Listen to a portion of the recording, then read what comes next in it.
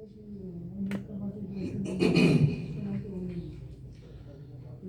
حول ولا قوة إلا بالله العلي العظيم. حسبنا الله ونعم الوكيل، نعم المولى ونعم النصير. أعوذ بالله السميع العليم من الشيطان الرجيم. بسم الله الرحمن الرحيم. الحمد لله رب العالمين، والعاقبة للمتقين، والجنة للموحدين، والنار للكافرين. ثم الصلاة والسلام والتحية والإكرام على النبي العربي المكي المدني الهاشمي الأبطحي، سيدنا ونبينا وشفيع ذنوبنا مولانا بالقاسم محمد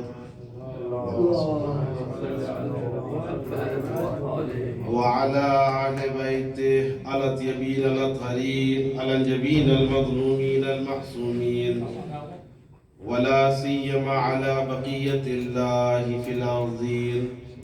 سلام على طه وياسين، ولعنة الله على أعدائهم وغاصبي حقوقهم ومنكري فضائلهم أجمعين من الآن إلى قيام يوم الدين. أما بعد، فقد قال الله تبارك وتعالى في محكم كتابه الحكيم، وهو أصدق القائلين وقوله الحق. بسم الله الرحمن الرحيم. وقال ربكم ادعوني استجب لكم. صلی محمد وآل محمد. اللهم صل على محمد وآل محمد. سب سے پہلے تو میں آپ کی خدمت میں تہنیت اور مبارکبادی پیش کرتا ہوں کہ خداوند عالم نے ہمیں یہ توفیق دی کہ دوسری جو تیسری 10 راتیں ہیں برکتوں کی راتیں، اسے در کرنے کی توفیق عنایت فرمائی. اور دعا کرتا ہوں خداوند عالم کے محضر میں کہ پروردگار عالم اس سے پہلے جو 10 راتیں تھی رحمتوں کی راتیں، کہ خداوند عالم ان رحمتوں سے ہمیں نواز رہا اور نوازے ہمیشہ. اور دوسری 10 راتیں یعنی مغفرت کی راتیں، خداوند عالم ان 10 راتوں میں ہمارے گناہوں کی مغفرت فرمائے. اور ابھی جو برکتوں کی راتیں ہیں، خداوند عالم ہمارے رزق میں، ہمارے اعمال میں، ہماری توفیقات میں برکت عنایت فرمائے. جیسا کہ آپ جانتے ہیں کہ موضوع دعائے توبہ، شرح دعائے توبہ صحیفہ سجادیہ کی نگاہ میں. صحیفہ سجادیہ کی 31ویں دعا دعائے توبہ ہے. اور چونکہ اصل جو پڑھنا تھا اور جو نمبر تھا وہ 12 سے لے کر 17 کے درمیان تھا، اس وجہ سے اس موضوع کا انتخاب کیا گیا تھا. لیکن بعض وجوہات کی بنا پر اور پروگرام کی بنا پر ایام کو آگے پیچھے کیا گیا ہے، اور موضوع بھی یہی ہے، لہٰذا بھی خدمت میں کچھ پیش کرنے کی توفیق ہے. اور اس غرض سے کہ سب سے پہلا مخاطب میں ہوں اور آپ بطور سامعین میری اصلاح کے لیے جمع ہوئے ہیں. اس کے اندر جو اصل کلیدی باتیں ہیں، ایک تو دعا، دوسرے توبہ، اور تیسرے صحیفہ سجادیہ، اور چوتھے شرح.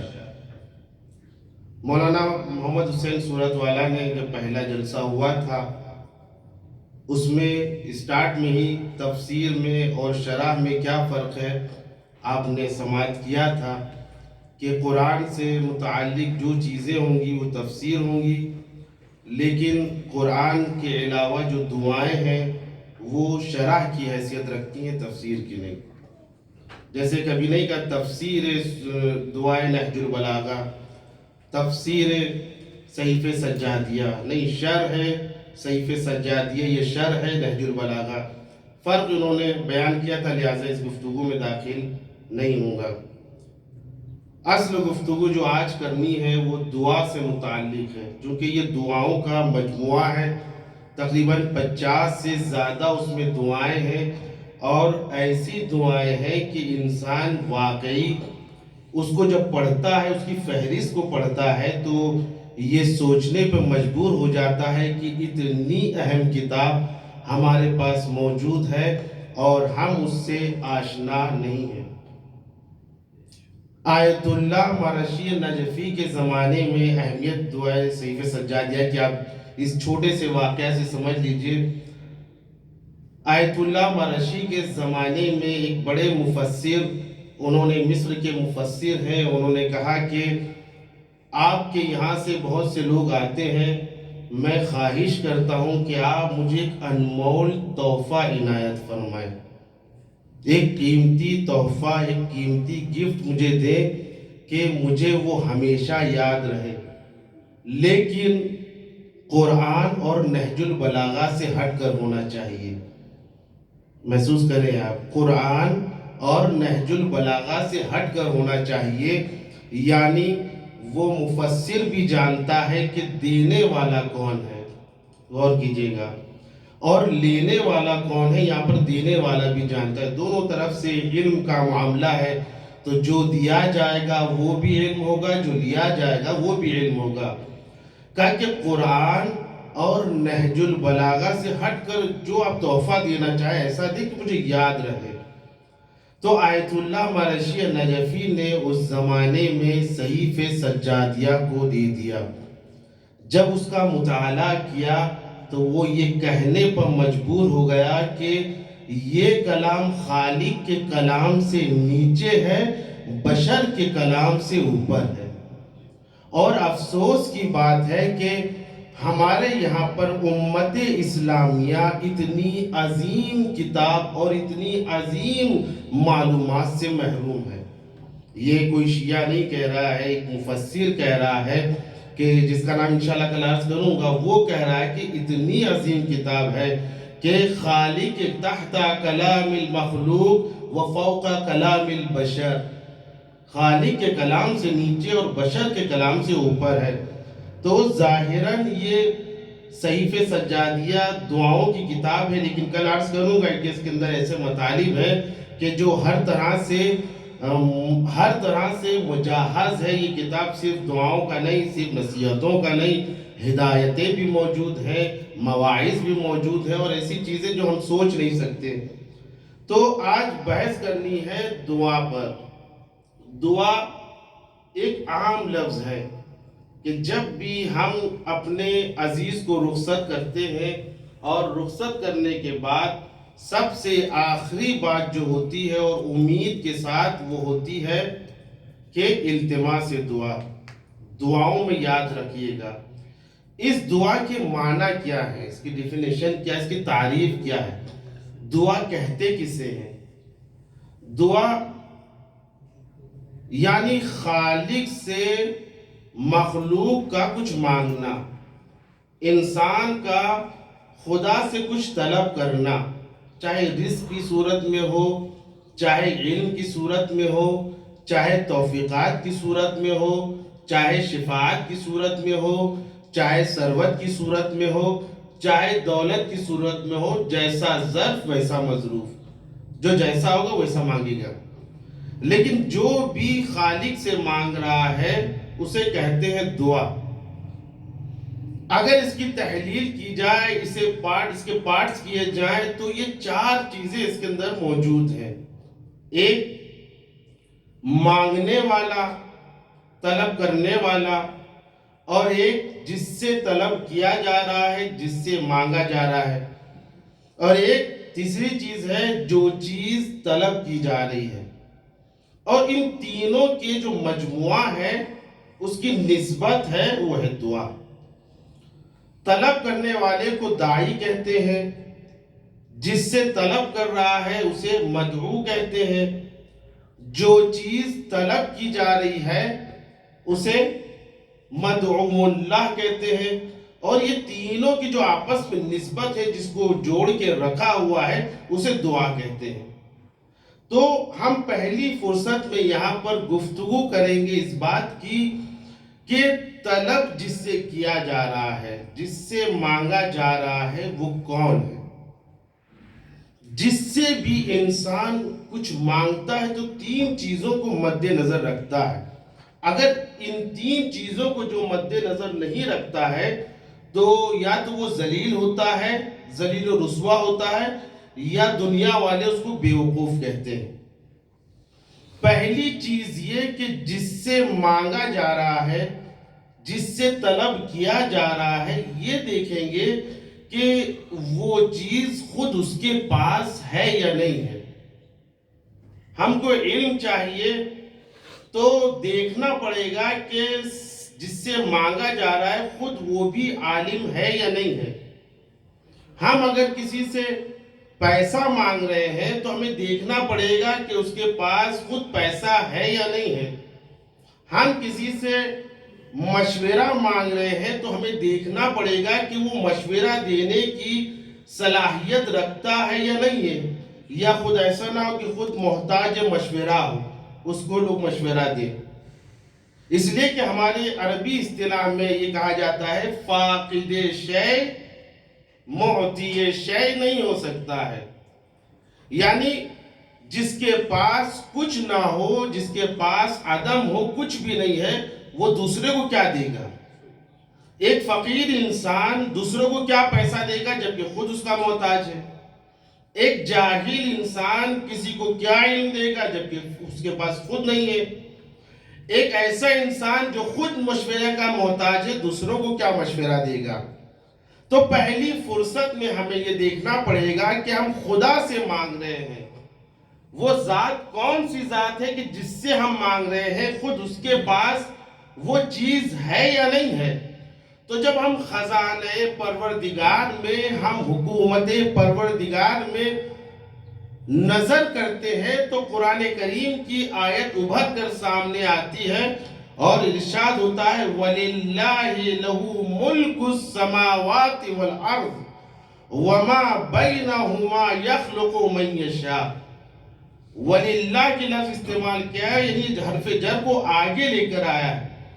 یہاں پر یہ ترجمہ نہیں ہوگا کہ اللہ کے لیے زمین اور آسمان ہے، اللہ کی حکومت اور زمین اور آسمان پر ہے، اور جو اس کے درمیان ہے ان تمام چیزوں پر اللہ حاکم ہے، نہیں۔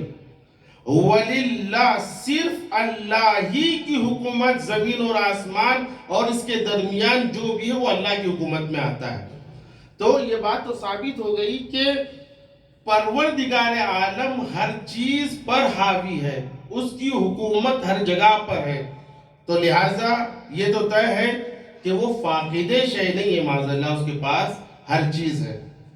ایک صلوات پڑھیں محمد و آل محمد۔ اللہم صلی علی محمد و آل محمد۔ دوسری چیز یہ ہے کہ جو ہمارے سماج میں ہوتا ہے کہ ایک شخص ہے جس کے پاس سب کچھ ہے، علم ہے، اس کے پاس ایک سے ایک آئیڈیاز ہے، اس کے پاس بہت سی ایسی ثروتیں ہیں کہ جس کا کوئی شمار نہیں کر سکتا، لیکن محسوس آپ مجھ سے زیادہ تجربے کار ہیں، دنیا آپ نے زیادہ دیکھی ہے، لیکن جیسے ہی کسی ادارے کے لیے، کسی نیک کام کے لیے کہا جائے کہ یہ ضرورت ہے تو اگر وہ 1,00,000 روپیہ بھی دے دے گا اس کے اندر کمی نہیں آئے گی۔ لیکن دیکھنا یہ پڑے گا کہ جو ہم جس سے مانگ رہے ہیں اس کے دینے سے کوئی کمی آئے گی یا نہیں آئے گی۔ اگر کمی آ رہی ہے، بھئی میرے پاس 1,00,000 تومان ہے مثال کے طور پر، اب اگر کوئی 50,000 بھی مانگ لے تو کہا 50,000 پورا مہینہ دیکھنا ہے تو سوچے گا، اس لیے کہ کمی آ رہی ہے۔ تو خداوند عالم کی ذات میں ایسا ہے کہ نہیں، اس کی ہر جگہ حکومت ہے، اس کے پاس پوری دنیا کا خزانہ ہے، دیکھنا یہ کہ وہ دینے سے اس میں کمی آ رہی ہے کہ نہیں۔ قرآن کریم کی آیت اٹھ کر آ رہی ہے، فرما رہی ہے إِنَّ هَذَا لَرِزْقُنَا مَا لَهُ مِن نَفَادٍ، یہ ہمارا رزق ہے کہ جسے دینے سے کوئی کمی نہیں آتی ہے۔ دوسری جگہ ارشاد ہوتا ہے کَلَّا نُمِدُّ هَؤُلَاءِ مِنْ عَطَاءِ رَبِّكَ وَمَا كَانَ عَطَاءُ رَبِّكَ مَحْظُورًا. یہ جو پروردگار ہم جو دے رہے ہیں، عطا کر رہے ہیں، یہ پروردگار کی عطا ہے کہ کبھی ہم اس کی مدد کر رہے ہیں، کبھی اس کی مدد کر رہے ہیں، اور پروردگار کے پاس اتنا ہے کہ عطا کرنے سے کچھ کمی نہیں آتی، وہ کسی پر محظور نہیں ہے، بند نہیں ہے. اگر خدا سے مومن مانگتا ہے تو خدا اسے بھی عطا کرتا ہے، خدا سے کافر بھی مانگتا ہے تو اسے بھی عطا کرتا ہے. خدا سے اگر موسیٰ بھی مانگتا ہے تو عطا ہوتا ہے، اور اگر فرعون بھی مانگ لیتا ہے تو عطا کرتا ہے. ما کان عطاء ربک محظورا. اللہ کی عطا ایسی نہیں ہے کہ کسی پر بند ہو جائے. تو یہ بات ہوتا ہے کہ اللہ کے خزانے میں کوئی کمی نہیں آتی کہ ہم عطا کر دیں گے تو کمی آ جائے گی. لہذا جو مانگ رہے دینے والا ایسا ہے کہ اس کی خزانے قدرت میں کوئی کمی نہیں آئے گی. تیسری چیز جو اہم ہے، جو ہم سب کے ساتھ ہے، ایسا نہیں ہے کہ جو کوئی مستثنا ہو، ایک انسان اس چیز کو طلب کر رہا ہے کہ جو ہمارے پاس ہے، اور یہ بھی طے ہے کہ اس کو دینے سے کوئی کمی نہیں آئے گی. میرے پاس 1 ارب روپیہ ہے، مثال لے لیجئے 1 ارب روپیہ ہے، کسی نے کہا مجھے 2000 روپے دے دیجئے.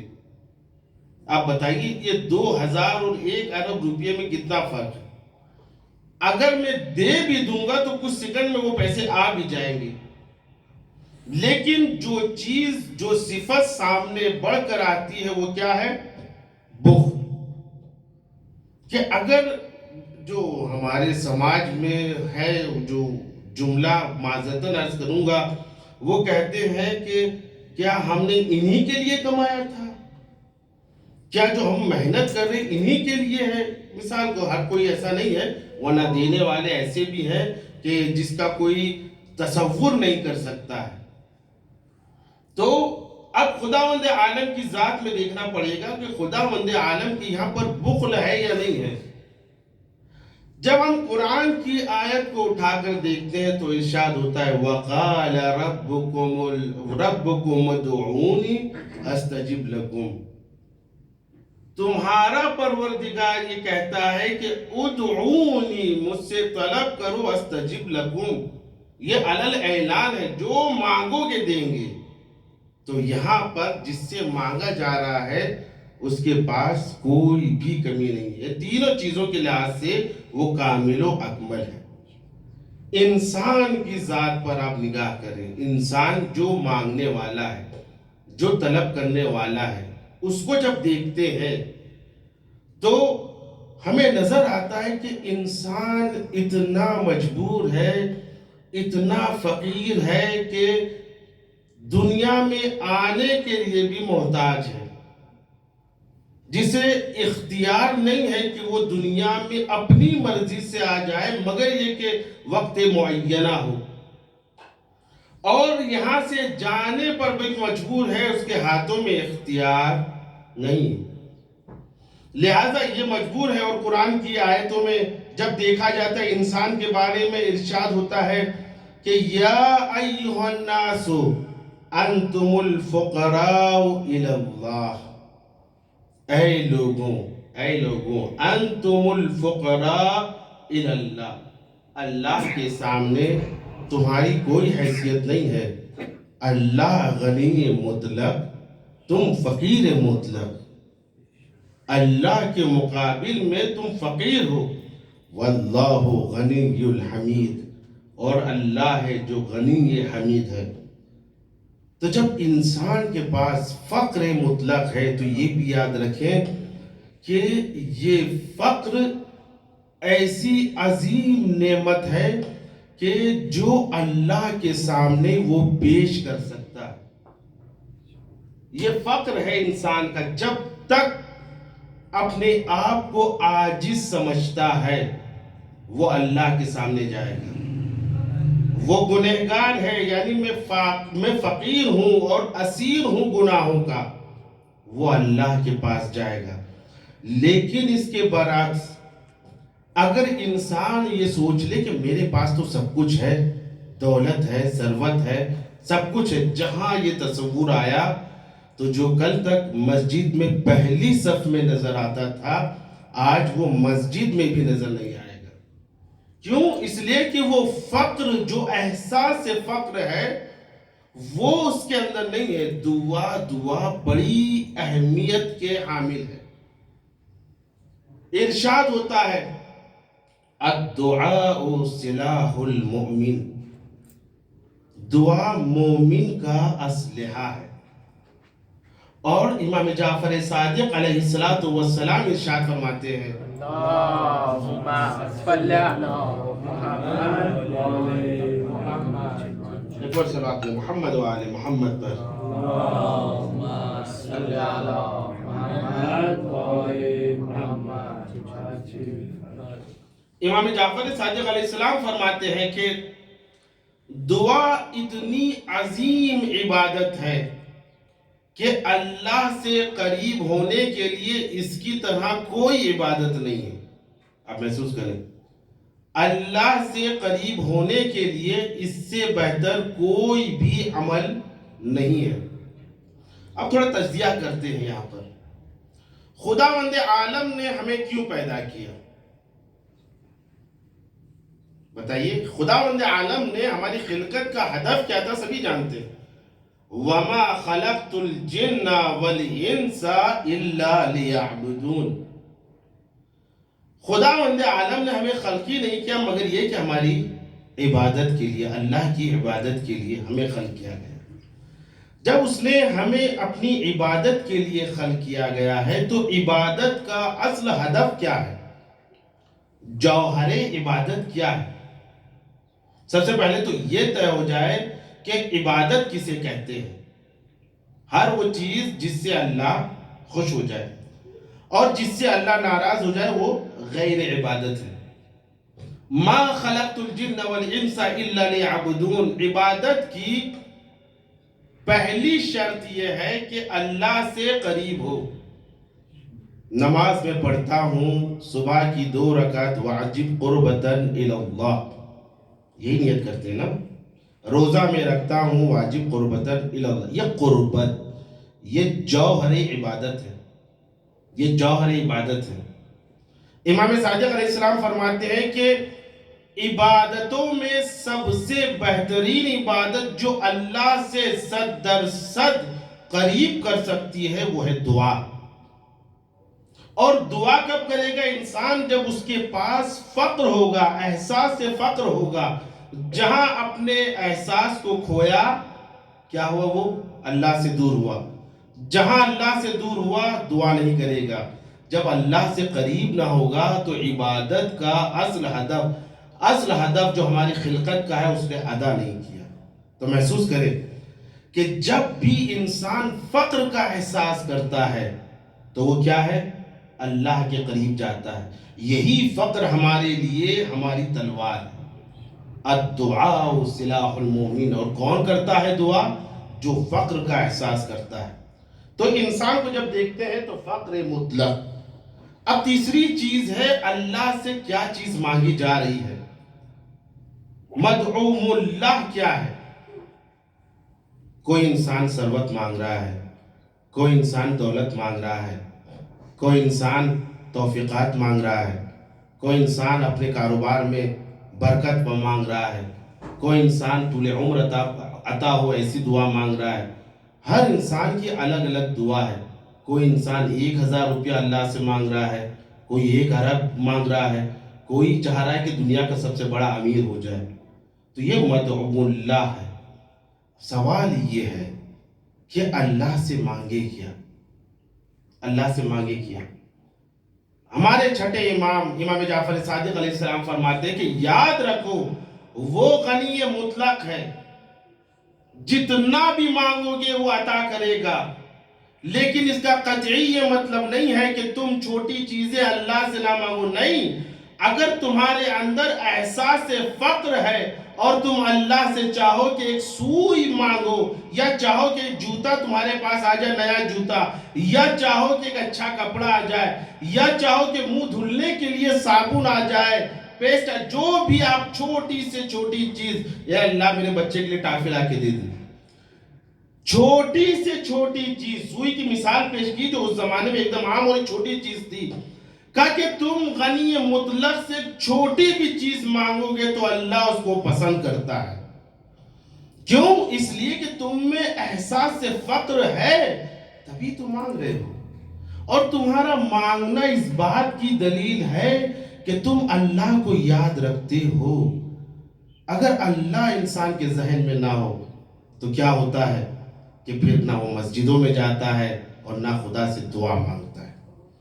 تو مدعو اللہ کے لیے کوئی قید نہیں ہے کہ یہ چیز مانگے وہ چیز مانگے۔ آخر میں جو تیسری چیز ہے جو ان تینوں چیزوں کو جوڑتی ہے، مانگنے والا، جس سے مانگا جا رہا ہے، اور جو چیز مانگی جا رہی ہے، ان تینوں مجموعے ان تینوں کی نسبت کو کہتے ہیں دعا، یعنی اللہ کا بندے سے کچھ مانگنا۔ اور یہ ایسا ہے کہ خداوند عالم فرماتا ہے ادعونی استجب لکم، جو مجھ سے مانگو گے میں جو تم مجھ سے طلب کرو گے میں عطا کروں گا۔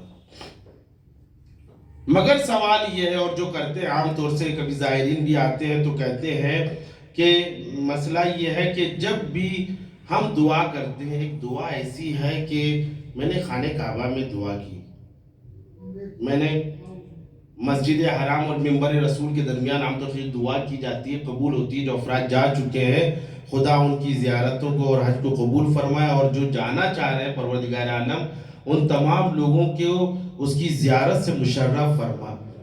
تو یہاں پر جو مسجد نبوی اور جو ہے منبر رسول کے درمیان اگر کوئی دعا مانگی جا رہی ہے تو قبول ہوتی ہے۔ کہنے والے نے کہا کہ میں نے مسجد وہاں جو درمیان کی جگہ پر وہاں پر میں نے ایک چیز مانگی، مگر خدا نے مجھے عطا نہیں کی۔ میں گنبد رسول کے نیچے جا کر قریب جا کر دعا کی، میری دعا قبول نہ ہوئی۔ سوچا امام حسین کے صدقے میں مل جائے۔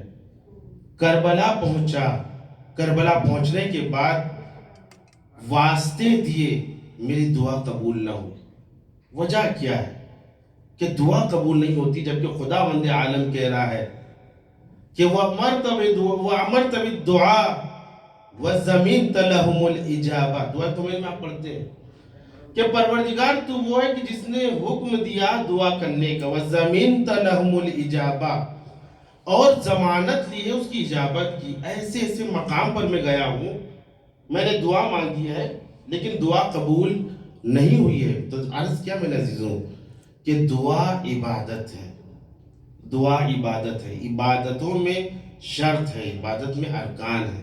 جیسے نماز، اگر کوئی چاہے کہ نماز پڑھ لے کھڑے کھڑے اور یوں سجدہ کر لے ایسے جیسے چاہے، سب وہ ذکر کر لے بس سجدے میں نہ جائے، کہا نہیں، یہ نماز نہیں ہو سکتی، پورے ارکان ہونا چاہیے، چاہے رکن ہو چاہے غیر رکن ہو۔ دعا کے لیے بھی کچھ شرائط ہیں، کچھ ضوابط ہیں۔ سب سے پہلے ہم دعا کرتے ہیں، دعا قبول نہیں ہوتی، اس کی وجہ یہ ہے کہ جس سے مانگ رہے ہیں سب سے پہلے دیکھنا یہ ہوگا کہ ہمیں اس کی معرفت ہے یا نہیں ہے۔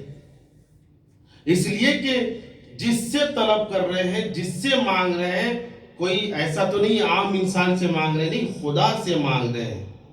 ہم عام انسان سے اگر کوئی چیز کی توقع کرتے ہیں تو پوری طریقے سے تفتیش کرتے ہیں، تحقیق کرتے ہیں، ریسرچ کرتے ہیں کہ کہیں ایسا نہ ہو کہ شرمندگی کا منہ دیکھنا پڑے، کہیں ایسا نہ ہو کہ ذلیل ہونا پڑے۔ اب اس کے بعد انسان پوری تحقیق کرنے کے بعد اس شخص سے جب معرفت ہو جاتی ہے تو انسان اس سے کچھ مانگتا ہے۔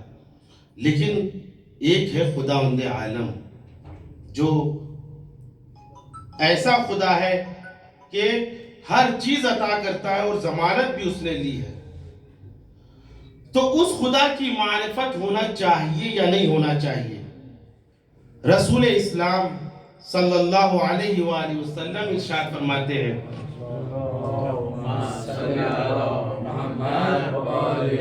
یقول اللہ عز وجل، خداوند عالم کہہ رہا ہے، یعنی حدیث قدسی۔ اب اس سے پہلے والے جناب محمد حسین سورت والا نے بتایا تھا کہ حدیث قدسی اور حدیث میں کیا فرق ہے، اس کی طرف اشارہ کیا تھا، میں اس کی طرف نہیں جاؤں گا۔ تو یقول اللہ عز وجل، خداوند عالم فرماتا ہے کیا، من سألنی وہو یعلم الی اضر وانفع، جو شخص بھی مجھ سے طلب کر رہا ہے، مجھ سے مانگ رہا ہے، مجھ سے دعائیں کر رہا ہے، وہ یعلم، اور جانتا ہے اس بات کو کہ الی اضر وانفع، کہ میں اس کا نفع بھی بہتر جانتا ہوں، میں اس کا نقصان بھی بہتر جانتا ہوں۔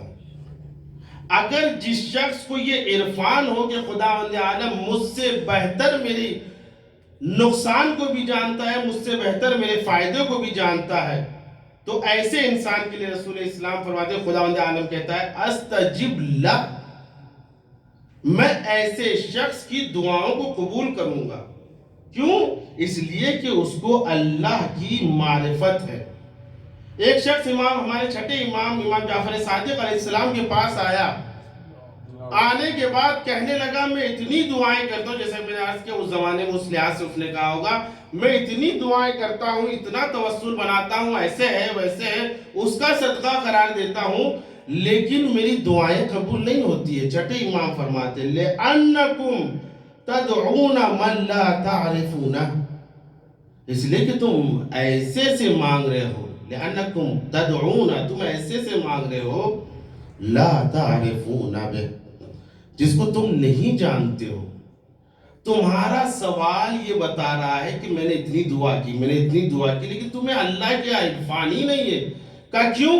اس لیے کہ اللہ کا اگر عرفان ہوتا تو تم اس بات کو کہتے میرا پروردگار میرا نقصان، میرا پروردگار میرا فائدہ مجھ سے بہتر جانتا ہے۔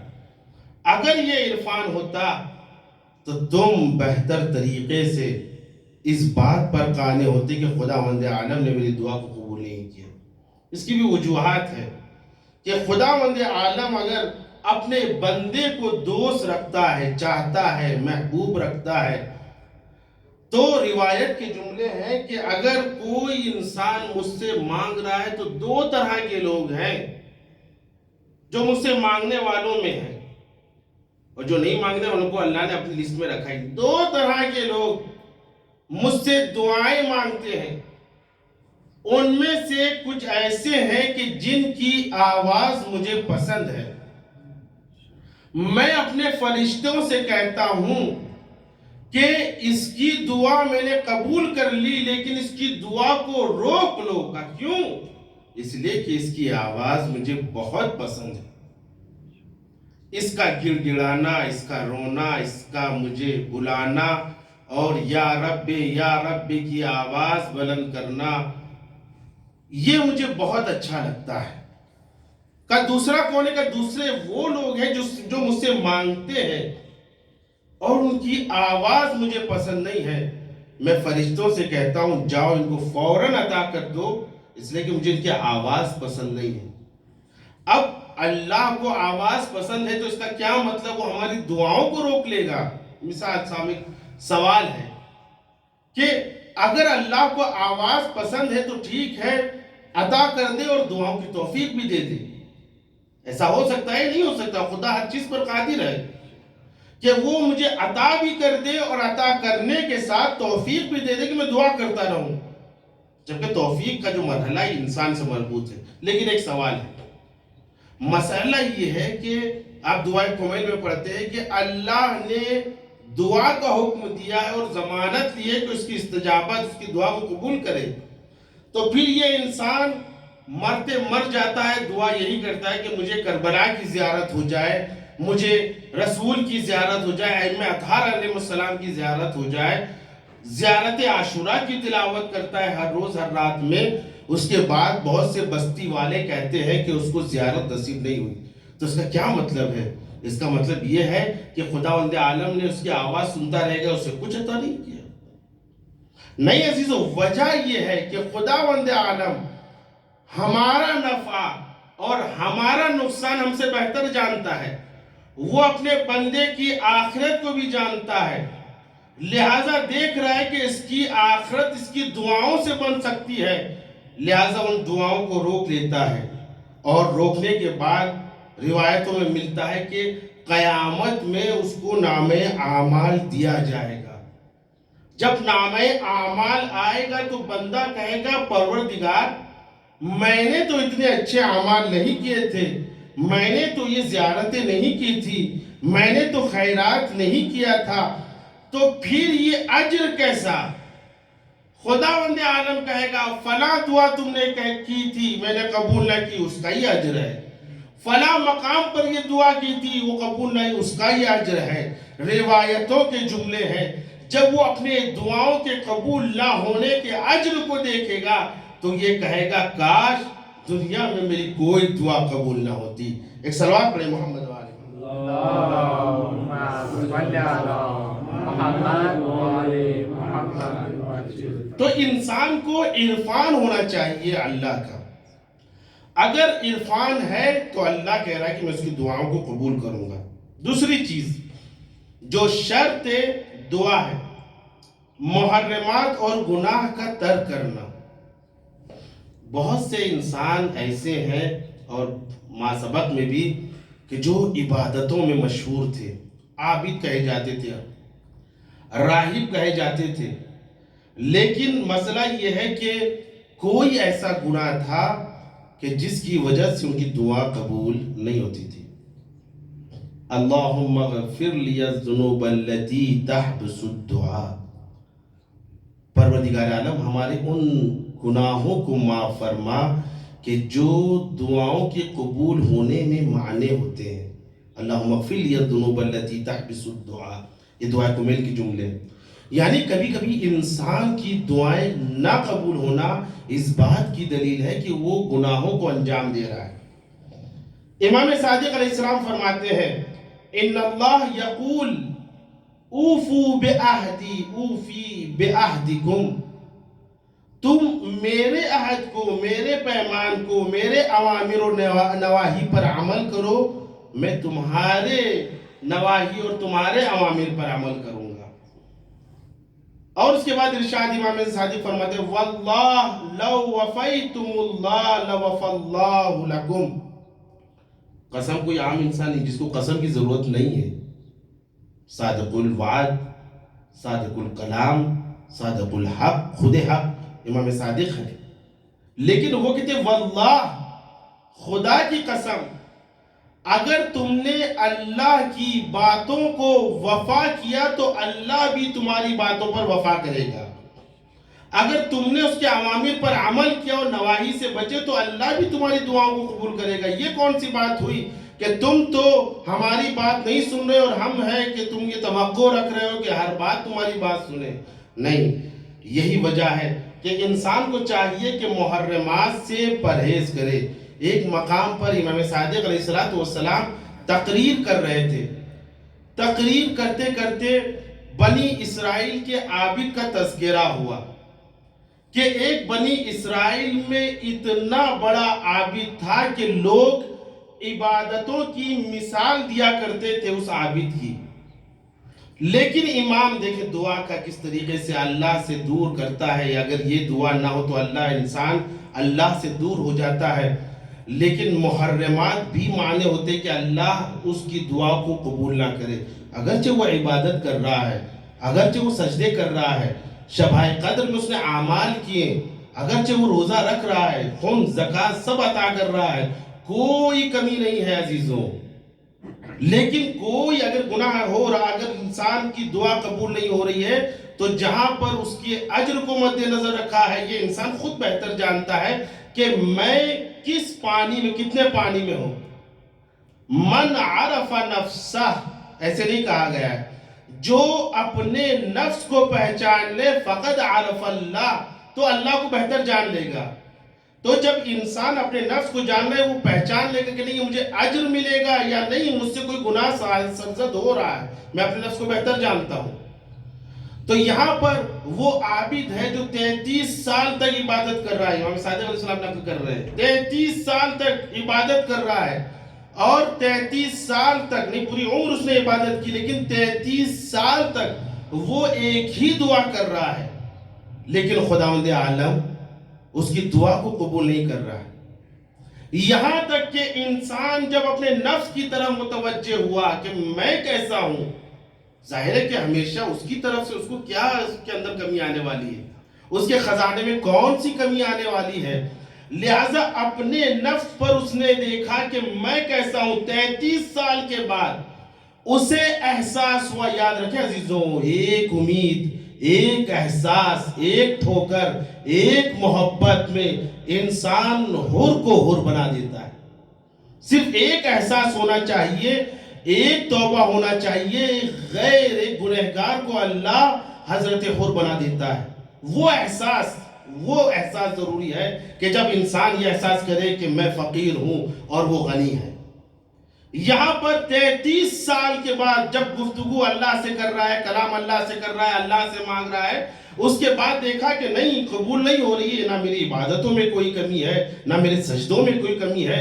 ایک مرتبہ وہ اٹھا اور آسمان کی طرف اپنا چہرہ کیا، فرمایا قال یا رب ابعید انا من، پروردگار عالم یہ بتا کہ کیا تو مجھ سے اتنا دور ہے، ابعید انا، میں تجھ سے اتنا دور ہوں کہ لا تسمع منی، اے پروردگار عالم کیا میں تجھ سے اتنا دور ہوں کہ تو میری آواز نہیں سن پا رہا ہے؟ اس کے بعد ارشاد ہوا ام قریب انت فلا تجبنی، یا تو مجھ سے بہت قریب ہے لیکن میرے سوال کا جواب نہیں دے رہا ہے، میری دعاؤں کو مستجاب نہیں کر رہا ہے۔ اب جب یہ احساس ہوا 33 سال کے بعد، خداوند عالم کا دروازہ کھلا ہے، ادعونی استجب لکم، مانگو، دل سے مانگو، مانگو، شرائط کے ساتھ مانگو۔ فرمایا کہ تم عبادتوں میں تمہاری کوئی کمی نہیں ہے، تمہارے سخاوتوں میں کوئی کمی نہیں ہے، مگر اگر کمی ہے تو جس زبان سے تم مانگ رہے ہو اس زبان میں کمی ہے۔ امام فرماتے کہ وہ عابد تھا لیکن زبان سے معذور تھا، وہ عابد تھا لیکن زبان سے وہ گناہ کر رہا تھا، کسی کو گالی دے رہا ہو یا غیبت کر رہا ہو، جو بھی ہے۔ کہا کہ تم جس زبان سے مانگ رہے ہو اس زبان کی بنا پر، اس گناہ کی بنا پر تمہاری دعا قبول نہیں ہو رہی تھی۔ جیسے ہی یہ احساس ہوا اس نے فوراً توبہ کی اور دعا قبول ہو گئی۔ تو کبھی کبھی محرمات ہوتے ہیں کہ انسان اس کی وجہ سے دعا قبول نہیں ہوتی ہے۔ اللہم اغفر لی الذنوب التي تحبس الدعاء۔ اس کے بعد جو چیز ہے جو دعا سے مانے ہوتی وہ کمائی اور غذا کا پاک و پاکیزہ نہ ہونا۔ انسان بہت آسان ہے عزیزوں، نماز پڑھنا بہت آسان ہے، روزہ رکھنا، اس لیے کہ وہ اپنی ذات سے مربوط ہے، لیکن جب کمانے نکلتا ہے تو خود کم سے کم 2 لوگ ہوتے ہیں، معاملات کم سے کم 2 لوگ، اور جتنے بھی ہو جائے معاشرہ، سوسائٹی، جتنے افراد آ جائے، کہا کہ یہ چیز انسان کے اوپر اثر انداز کرتی ہے۔ اور میں نے عرض کیا کہ بہت سے لوگ یہ کہتے ہیں دعا، مثلا نماز پڑھنا، روزہ رکھنا، زکوٰۃ دینا، خمس ادا کرنا وقت پر، حج پر چلے جانا، عمرہ کر لینا، ادوات عالیات پر چلے جانا، یہ عبادت ہے۔ میں حدیث کا مخالف نہیں کہ یہ عبادت، حتماً یہ عبادت ہے، لیکن اسی کو عبادت سمجھنا ایسا نہیں ہے۔ عبادت کے معنی یہ ہے کہ ہر وہ چیز جس سے اللہ خوش ہو جائے۔ اگر ہم کمانے کے لیے نکلے ہیں اس ارادے سے کہ میرے بچے فاقہ نہیں کریں گے، میں قرض سے دور رہوں گا، میرے بچے سر اٹھا کر جئیں گے، تو یہ چیز عبادت ہے۔ میں نکلا ہوں گھر سے، راستے میں پتھر ہے کہ کوئی ٹھوکر کھا کے نہ گر جائے، یہ کسی انسان کے لیے کیا ہے، لیکن خدا کہہ رہا ہے یہ عبادت ہے۔ کسی انسان کو اچھا مشورہ دے دیا، یہ عبادت ہے۔ کسی کو علم دے دیا، یہ عبادت ہے۔ کسی کو افطاری دے دی، یہ عبادت ہے۔ کسی کو کچھ کھلا دیا، یہ عبادت ہے۔ جناب موسیٰ کا زمانہ ہے، جناب موسیٰ نے فرمایا اے پروردگار، بڑا حساس جملہ ہے اور بڑا حساس سوال ہے خداوند عالم سے، اور جو اللہ سے قریب ہوتے وہی لوگ یہ سوال کر سکتے ہیں۔ جناب موسیٰ فرماتے ہیں پروردگار عالم یہ بتا، اگر تو بندہ ہوتا، خالق کی جگہ مخلوق ہوتا، معبود کی جگہ عابد ہوتا، تو ایسا کون سا فعل انجام دیتا کہ جس سے خداوند عالم یعنی خدا راضی اور خوشنود ہو جاتا؟ تو خداوند عالم نے فرمایا اگر میں مخلوق ہوتا اور میں عابد ہوتا تو میں یہ جو دنیا میں انسان ہے ان لوگوں کی مدد کرتا. اس سے خداوند عالم پتہ چلتا ہے کہ اگر کوئی انسان کسی کی مدد کر رہا ہے، چاہے علم کے ذریعے، چاہے دولت کے ذریعے، چاہے ثروت کے ذریعے، چاہے مشورے کے ذریعے، خداوند عالم کے نزدیک وہ سب سے عظیم کام ہے. تو ایسا نہیں ہے کہ یہی چیز عبادت ہے نماز پڑھنا، نہیں، بہت سی چیزیں عبادت ہے. حتیٰ ہر وہ چیز جس سے اللہ ناراض ہو جائے وہ عبادت نہیں ہے. چاہے نماز پڑھ رہا ہو، نماز سو پڑھتا ہوں واجب قربتاً الی اللہ، لیکن محسوس ہوا کوئی پیچھے کھڑا ہوا ہے، ایک دم طرز کے ساتھ بسم اللہ الرحمن الرحیم الحمدللہ اپنے طریقے سے پڑھ رہا ہے. جو انسان صرف 10 سیکنڈ میں یا 20 سیکنڈ میں یا 1 منٹ میں نماز پڑھ رہا تھا، آج وہ 5 منٹ میں نماز پڑھ رہا ہے. اب بتائیے یہ عبادت ہے؟ کہ نہیں، یہ عبادت نہیں ہے. کیوں؟ اس لیے کہ شکل تو عبادت کی ہے لیکن روح عبادت، اللہ سے قریب ہونا، اس میں پایا نہیں جا رہا ہے. لہذا عبادت وہ ہے جو اللہ سے قریب کر سکے. تو انسان اگر کسی کے لیے کمانے کے لیے نکل رہا ہے، کسی کے لیے، تو خداوند عالم اس کو بھی عبادت سمجھتا ہے. جناب موسیٰ کا زمانہ ہے اور آخر وقت ہے. جناب موسیٰ سے کہا گیا، بس اس پہ میں ختم کروں گا بات کو. جناب موسیٰ سے کہا گیا، موسیٰ تمہارا وقت قریب آ گیا ہے، اب تمہیں جانا ہے، اب تمہیں اللہ کے پاس آنا ہے. تو جناب موسیٰ نے ایک ہی سوال کیا، پروردگار عالم، میں تیری بارگاہ میں ہمیشہ حاضر ہوں، مجھے کوئی مشکل نہیں ہے، لیکن مسئلہ یہ ہے کہ میرے بیوی بچوں کا، میری ماں کا کیا ہوگا؟ لیکن تاریخ گواہ ہے، روایتوں کے جملے ہیں، خدا نے مقابل میں آ کر ٹوکا نہیں ہے موسیٰ دنیا والے کب سے ہو گئے. نہیں، خداوند عالم نے کہا موسیٰ ایک دن کی مہلت اور دے رہا ہوں، فلاں مقام پر جانا اور خدا کے کرامت کو اور کرشمے کو دیکھنا. اس کا مطلب کیا ہے؟ نبی کا سوال یہ بتا رہا ہے کہ بچوں کے بارے میں سوچنا، ان کے روزی نام نفقے کے بارے میں سوچنا دنیا داری نہیں ہے. اگر یہ ہوتا تو امام باقر کے زمانے بھی یہی ہوا کہ ایک صحابی ڈھونڈنے کے لیے نکلتا ہے اور کہا کہاں کہ آپ کھیتوں میں آپ کو ملیں گے. جب وہ پہنچا دیکھا امام باقر علیہ السلام کے ہاتھوں میں مٹی لگی ہوئی ہے، کہنے لگا کہ آپ سے یہ امید نہیں تھی. بتائیے کبھی کبھی ہوتا یہی ہے کہ انسان اپنے آپ کو بہت بڑا عابد و پرہیزگار سمجھنے لگتا ہے کہ جو مرکز عبادت ہے، جو مرکز تقویٰ ہے، اس کو بھی درس اخلاق دینے بیٹھ جاتا ہے. یہاں پر آپ سے یہ امید ہے کہ کس بات کی؟ کہا میں دنیا داری میں ہوں. کہا نہیں، میں دنیا داری میں نہیں ہوں، یہ میں جو کام انجام دے رہا ہوں میرے بچوں کا اس سے پیٹ بھرے گا. اگر یہ دنیا داری ہوتی تو امام بالکل اس کو یہ جواب نہ دیتے اور کہتے تم صحیح کہہ رہے ہو، لیکن نہیں، اس کو بتایا کہ یہ نہیں ہے کہ علم کسی کام میں حائل ہوتا ہے، امام ہو کر تجارت کر رہے ہیں.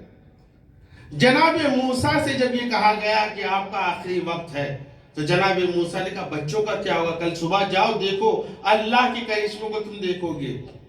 جناب موسیٰ کو بتائے ہوئے جگہ پر پہنچتے ہیں، چاروں طرف نگاہ کرتے ہیں، دیکھا ایک پتھر ہے، ایک پتھر ہے بڑا سا. جناب موسیٰ سے کہا گیا اس پر عصا مارو. جناب موسیٰ نے عصا مارا، دیکھا اس کے اندر ایک اور پتھر نکلا. اب بعض نے کہا 3 مرتبہ کے بعد جو اصل واقعہ تھا سامنے اگر نہیں، کہ بعض لوگ کہتے ہیں کہ نہیں، 6 مرتبہ جناب موسیٰ سے کہا عصا مارو عصا مارو، یہاں تک کہ ہر پتھر کے اندر پتھر نکلتا گیا. اب جب 7واں پتھر ہے، کہا موسیٰ اب عصا مارو اور اللہ کے کرشمے کو دیکھو. جناب موسیٰ نے جب عصا مارا، دیکھا کہ اس پتھر کے اندر چھوٹا سا کیڑا ہے اور اس کے منہ میں دانا ہے. جناب موسیٰ نے کہا پروردگار عالم بتانا کیا چاہ رہا ہے؟ تو خداوند عالم نے کہا موسیٰ یہی تو بتانا چاہ رہا ہوں کہ 7 پتھروں کے اندر ایک معمولی سے کیڑے کو ہم روزی روزگار دینا نہیں بھولتے تو یہ اشرف المخلوقات کو روزی دینا کیسے بھول سکتے ہیں؟ عزیزو یہاں پر ہے کہ ہم کو اللہ پر اعتماد ہونا چاہیے، ہمیں اللہ کا عرفان ہونا چاہیے اور ہمیں کوشش کرنا چاہیے حلال روزی کی. تو عزیزو دعائیں ہیں ایک دعا وہ بھی یاد آتی ہے کہ جب جناب سیدہ ہے، رات کی تاریکی ہے، مگر الہی الہی الہی کی آوازیں بلند ہے، یا ربی کی آوازیں بلند ہے. یہ چیز ہم تک نہ پہنچتی اگر امام حسن علیہ السلام نہ ہوتے. چھوٹا سا سین ہے امام حسن علیہ السلام کا، اور دیکھ رہے ہیں کہ امی جان دعائیں کر رہے ہیں، طریقہ بتا رہے ہیں دعا کرنے کا طریقہ کیا ہے. امام حسن ہے، ننھا سا سین ہے، اور اس کے بعد دعا کر رہے ہیں، دیکھ رہے ہیں. اور عزیزو یہی ہے کہ بچوں کا سین ایسا ہوتا ہے کہ جو دیکھتے ہیں وہی کرتے ہیں، اور جو سنتے ہیں وہی بولتے ہیں. امام حسن دیکھ رہے دعائیں کر رہی ہیں، صبح نمودار ہو گئی تو جناب سیدہ سے کہا امی جان آپ نے سب کے لیے دعا کی مگر اپنے لیے دعا نہ کی. تو جناب سیدہ فرماتی ہے اول جار ثم بیٹا، پہلے پڑوسی پھر گھر والے. عزیزوں بتائیے جناب سیدہ کی حالت کیا ہوگی. رخسار نیلے پڑ گئے تھے، کھڑی نہیں ہو پا رہی تھی، مگر فقر کا احساس تھا. سیدہ کی کیا مجال، سیدہ اللہ کے سامنے ایک فقیر ہے. فرماتی ہیں دعائیں کر رہی ہیں، اپنے لیے دعا نہیں کر رہی ہے، شیعوں کے لیے دعا کر رہی ہے. اور ایسا اللہ سے مانگتی ہے کہ جو چیز اللہ سے مانگتی ہے وہ جناب ابو تراب کو بھی معلوم نہیں ہوتا، ابو تراب سے شکایت نہیں کرتی ہے. ایسے نہیں امام علی علیہ السلام کی آواز بلند ہوئی تھی. جناب سلمان نے پوچھ لیا کیا ہوا؟ جو میں نے دیکھا وہ تم نے نہیں دیکھا. امام علی علیہ السلام کا جب نہیں زخم تازہ ہو گیا ہو، ایک وقت امام کو یاد آیا ہو کہ امام ایک گوشے کنار میں بیٹھے ہوئے ہیں، دعائیں کر رہی ہیں. اتنے میں جناب سیدہ گریہ کر رہی ہیں، رو رہی ہیں. ایک مرتبہ امام نے پوچھ لیا سیدہ تم کتنا گریہ کرو گی؟ جب تم گریہ کرتی ہو مجھے اپنے آقا رسول کی یاد آ جاتی ہے، ارے میرے زخم تازہ ہو جاتے ہیں، ہائے اتنا گریہ نہ کیا کرو. ایک مرتبہ جناب سیدہ نے کہا کہ میں رسول پہ گریہ نہیں کر رہی ہوں، میں اپنی مظلومیت پہ گریہ نہیں کر رہی ہوں. ایک مرتبہ علی تڑپ گئے، کہا پھر کس پہ گریہ کر رہی ہو؟ جناب سیدہ نے روتے ہوئے کہا یا ابو تراب میں تو آپ کی مظلومیت پہ گریہ کر رہی ہوں. ایک مرتبہ علی تڑپ گئے، ہائے دنیا کی مظلومہ، ہائے دنیا کی سب سے زیادہ مظلومہ، آج علی کے ساتھ ایسا کیا ہو گیا؟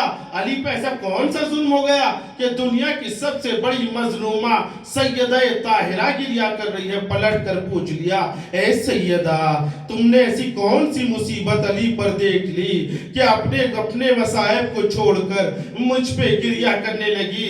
ایک مرتبہ سیدہ نے دامن کو تھاما اور کہنے لگی ابو تراب جب سے میں نے سنا ہے لوگوں نے آپ کو سلام کرنا بند کر دیا، ارے میرے آنکھوں سے آنسو نہیں رک رہے ہیں. اللہ اکبر. امام علی علیہ السلام تڑپ گئے. اے سیدہ صرف تم نے اتنا سنا کہ لوگوں نے سلام کرنا بند کر دیا، جب تمہاری یہ حالت ہو گئی نہیں اب نوبت وہ آ گئی کہ علی مرتضی کسی کو سلام کرتے ہیں پلٹ کر کوئی جواب دینے والا نہیں ہے. انا للہ و انا الیہ راجعون رضا بقضائہ و تسلیما لامرہ. الہی تجھے تیرے حق کا واسطہ جہاں جہاں شیعہ حیدر کرار ہیں ان کی جان مال عزت آبرو کی حفاظت فرما. باراللہ جو غریب ہیں، جو فقیر ہیں، جو مسکین ہیں، پروردگار عالم تمام بندوں میں یہ احساس ہمیشہ باقی رکھ تاکہ تجھ سے دعا کرنے کی توفیق ہمیں عنایت ہوتی رہے. الہی واسطہ محمد و آل محمد کا جو بے روزگار ہے انہیں برسر روزگار فرما، جو برسر روزگار ان کی روزی میں ترقی عنایت فرما. الہی واسطہ محمد و آل محمد کا جن لوگوں نے دعاؤں کے لیے کہا ہے پروردگار عالم ان کی نیک حاجات کو قبول فرما. باراللہ ہم میں جو مریض ہیں، جو لواحقین میں جو رشتہ دار جو مریض ہیں، پروردگار عالم تمام لوگوں کو جلد از جلد شفا یاب فرما. الہی واسطہ محمد و آل محمد کا منتقم حسین کی ظہور میں تعجیل فرما اور ہمیں ان کے اعوان و انصار میں شمار فرما.